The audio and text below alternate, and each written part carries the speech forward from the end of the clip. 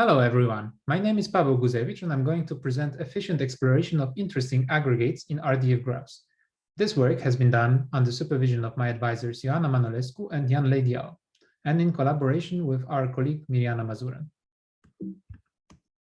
Suppose that you want to explore some public datasets in the form of a graph. While browsing the internet, you stumble upon linked open data cloud and you see this diagram. Every node represents one dataset and edges are links between them. Then you ask yourself, so what's in a graph? A few seconds later, you realize that you don't understand anything. Yet, it looks quite interesting and worth exploring. So you want to give it a go. Consider a journalist who wants to write a news article and looks for an interesting lead. They may explore public data frequently available in the form of a graph. The data may contain interesting insights that can become leads. Our goal is to help the journalist find such interesting insights in the graph. This task is called computational lead finding. So how do we do it? Well, we focus on exploring large heterogeneous RDF graphs, like this one about chief executive officers. For instance, the journalist can analyze CEOs from different countries and their political connections. We run analytics over such graphs to find interesting leads. In this work, the interesting leads are aggregates. We can plot a heat map of average age of the CEOs based on their nationality and the number of companies they manage. In this complex graph, we observe an interesting insight. The Angolan CEOs managing 2 companies are much younger than those in other countries. It turns out that this age phenomenon is due to Isabel dos Santos. She's a daughter of Angola president. The journalist can use this insight as a lead to write a news article. In essence, this example illustrates how we find the most interesting aggregates in the graph. We aggregate the RDF data along many dimensions. Each such multidimensional aggregate consists of a candidate fact set, a set of RDF nodes over which we aggregate, a set of dimensions, a measure, and an aggregate function. Notice that we use direct properties present in the graph, as well as derived properties, which we derive from the data ourselves. We will see how to derive new properties later. Together, the direct and derived properties are called attributes. To quantify an interestingness of an aggregate, we apply an interestingness function over the aggregated measure values. Our system natively supports variance, skewness, and kurtosis as interestingness functions. Variance, for instance, detects outliers present in the data, such as Angolan CEOs whose average age is low compared with others. We rank aggregates based on their interestingness score. Finally, our problem statement is the following. Given an RDF graph G, a positive integer k, and an interestingness function h, we want to automatically find the top k aggregates A1 to AK, whose interestingness on G is the highest. Now you may wonder, okay, so why is this problem hard? Given the goal to find the top k most interesting aggregates in an RDF graph automatically, we need to tackle 2 main challenges.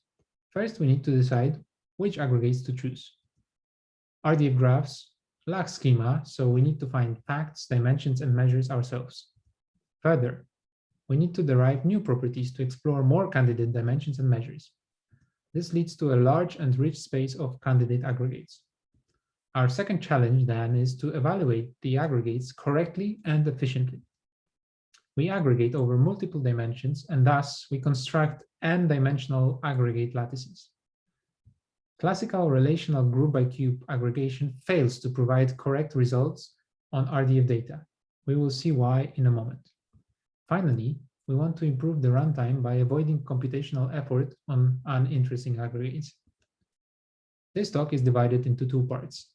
First, I'm going to present our approach. I'm going to briefly discuss the architecture of our spade system. Then I'm going to show our new, correct, and efficient multi-valued data cube algorithm that computes and dimensional aggregate lattices on RDF. And finally, the early stop technique that allows us to prune uninteresting aggregates. In the second part of the talk, I'm going to show why our approach is good. I'm going to discuss our experimental analysis. I'll present interesting aggregates that Spade found in the real data and that the journalists can use as leads. We will see the correctness of our approach, in particular, the correctness of our multi-valued data cube evaluation algorithm. Then we are going to look at the efficiency and scalability of Spade. Spade is a system that leverages a relational database engine to perform efficient queries on RDF. Our approach is divided into two phases. First, in offline processing, we load a graph to the database, we gather some useful statistics, and derive new properties. For instance, we can extract keywords from literals to obtain a new derived property, detect the language of the text in literals, count the number of values for a given property, or even follow paths in the graph. Second, in the online processing, we select candidate fact sets. We perform some additional pre-processing steps such as online attribute analysis and aggregate enumeration. And then we evaluate the aggregates, rank them, and present the top K results to the user. In the sequel of this talk, we'll focus on the aggregate evaluation step. Let's have a look at an example aggregate lattice with 3 dimensions: gender, company area, and nationality. Notice that company area is a path-derived property. We're going to have a look at an example lattice-based computation. Aggregate A1, the root of the lattice, can be computed correctly with the relational group by cube. So far, so good. Now let's analyze the results of aggregate A2. Notice that in aggregate A1, the first 3 rows correspond to the CEO Isabel dos Santos, whereas the rest are due to Carlos Ghosn. We can see that computing A2 based on the results of A1 can lead to some errors. Namely, we count the company area of Carlos Ghosn 4 times for the automotive group instead of 1. Similarly, for the manufacturer company area. Therefore, the result of aggregate A2 is wrong. The error propagates down the lattice, and both aggregates A3 and A4 are incorrect.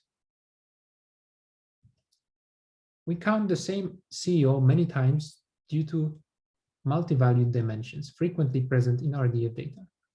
The relational group by cube aggregation fails in the presence of multi-valued dimensions. It loses track of multiple occurrences of the same fact. In the paper, we show a formal proof and analysis of the incorrectness of the relational approach. Now let's see how we can do it right.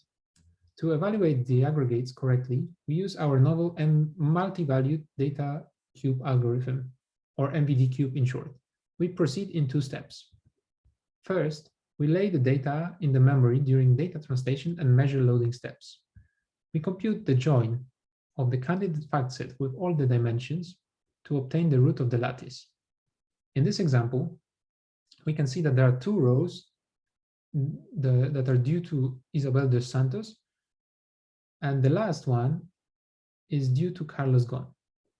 Notice that we preserve the nulls, so we can derive all valid tuples for child aggregates in the lattice once the dimension with a missing value is projected away. We load the measure values in the memory for efficient lookups. Next, we perform the aggregate lattice computation. We propagate the dimension values from a parent to a child. We use bitmaps to keep track of facts to mitigate the issues we encountered in the relational group by cube. In our case, we keep track of the provenance of tuples due to Dos Santos to count her contribution only once. The bitmaps have a positive side effect. They make the parent-child propagation even more efficient. Finally, to obtain the aggregate result, we combine the dimensions with the measures and apply the aggregate function in measure computation step. To sum up, the MVD-cube produces correct results in the presence of missing or multi-valued dimensions or measures. It computes several aggregate functions over a large set of measures in the same lattice. It also saves computation cost by sharing measures across all lattices from a given candidate fact set. To further speed up the evaluation, we estimate the interestingness of aggregates based on a sample of the data. Each aggregate is associated with a confidence interval on the estimate of its interestingness score. These aggregates shrink in time. We prune uninteresting aggregates using our novel early stop technique. So, how do we perform our pruning? Well, the estimate of interestingness of an aggregate can be seen as an online aggregation problem with a nested query, where we use count, average, and sum aggregate functions in the inner aggregate query and apply interestingness score H on top of it. To prune an aggregate, we estimate the interestingness of an aggregate result. In our paper, we show a formal result with a new estimator of the interestingness of an aggregate. In the theorem, we state the probabilistic guarantees. Now I'm going to discuss our experimental analysis. First, I'm going to show some interesting aggregates that Spade found in real data. Second, I'm going to present the benefits of derived properties.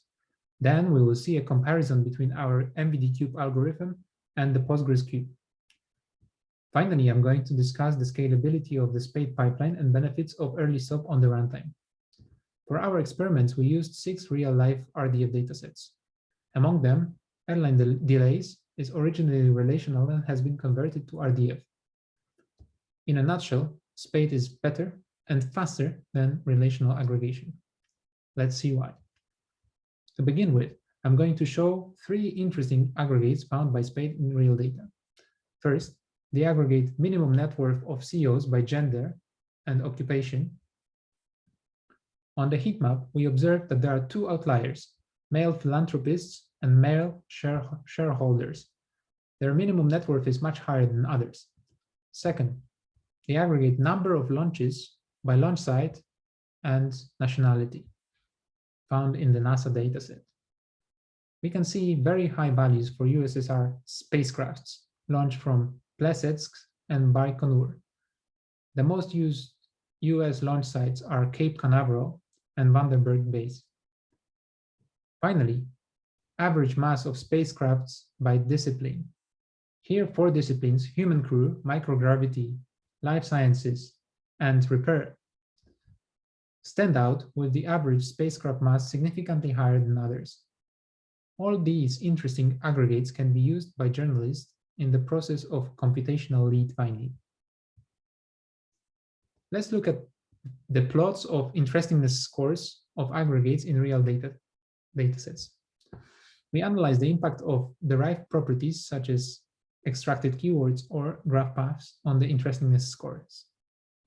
In the plot of each real dataset, the left blue bar corresponds to the aggregates without derivations. The right orange bar corresponds to aggregates when we add the derived properties. Y-axes represent the variance score of an aggregate in the data. The higher the variance, the better, because we look for outliers. We can see that when we use derivations, we find more aggregates, many of which have higher interestingness. Therefore, we conclude that derived properties enrich the space of candidate aggregates. Now I'm going to discuss the comparison of our multi-valued data cube and the Postgres cube. We devised 2 baselines using the Postgres cube. First, pgcube star, which is implemented as Postgres group by cube with counts computed through count star. Due to multi-valued dimensions, this computation leads to incorrect results, as we have seen in our example. However, runtime-wise, This is the best effort baseline. Second, pgcube distinct, which is implemented as Postgres group by cube 2, but with counts computed through count distinct. This modification allows us to avoid some errors, but the results are still incorrect. pgcube distinct is the error-wise best effort baseline. In summary, our MVD-cube algorithm is not only correct, but also faster than either pgcube star or pgcube distinct. We are going to see this now. Let's begin by the analysis of correctness. pgcube is incorrect on RDF data. pgcube star finds many incorrect aggregates on 4 out of 6 real RDF graphs. Some of these errors can be avoided using pgcube distinct, where the total number of wrong aggregates is lower. Still, even pgcube distinct, the best effort of Postgres, leads to significant errors. The violin plot shows the distribution of the errors of pgcube distinct. Let's revisit our example. Each error is a ratio between the pgcube distinct aggregate and the aggregate result and the correct aggregate result captured at the level of aggregate groups. If the ratio is equal to 1 or 10 to the power of 0, there is no error. We can see that in many cases, the error ratio can reach several orders of magnitude, and the median error is also high across all the real data sets. Overall, the relational group by cube leads to significant errors on RDF data, and our MVD cube is the first correct algorithm for group by cube over RDF data. Now let's see how our novel MVD cube algorithm compares with Postgres cube baselines in terms of the runtime. We analyze the performance of MVD cube, pgcube star, and pgcube distinct on the 6 real graph datasets. The y-axis shows the runtime on the log scale. We notice that MVD cube outperforms pgcube star and pgcube distinct on most real life datasets. MVD cube obtains the runtime gains thanks to sharing of the measures across the same candidate fact set, and because it computes each aggregate only once, even if it appears in several lattices. Now let's have a look at the scalability of the Spade online pipeline. To analyze the scalability, we created a set of synthetic graphs where we vary 3 different parameters: the size of the candidate fact set, the number of dimensions, and the number of measures and the number of dimensions. The plots show the runtime on y-axis while varying the respective parameters on x-axis. The runtime-wise best effort baseline pgcube star is shown in blue, MVD cube in orange, and the green curve represents MVD cube with early stop. MVD cube scales linearly with the size of the candidate fact set and the number of measures, and the scale up is exponential when the number of dimensions grow. This is expected due to the explosion of the number of aggregates in the lattice.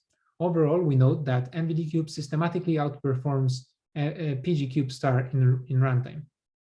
Early stop further reduces the runtime by 10 to 43% while remaining very accurate. Now, let me conclude the talk and comment on the lessons learned. I presented our Spade system, an extensible framework for finding the top K most interesting aggregates in an RDF graph.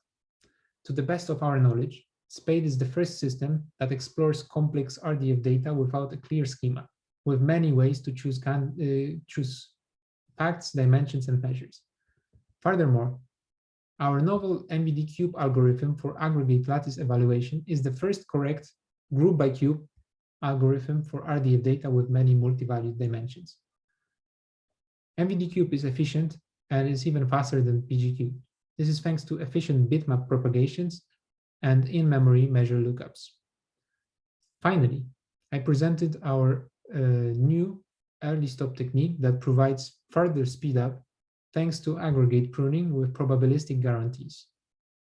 Thank you for your attention.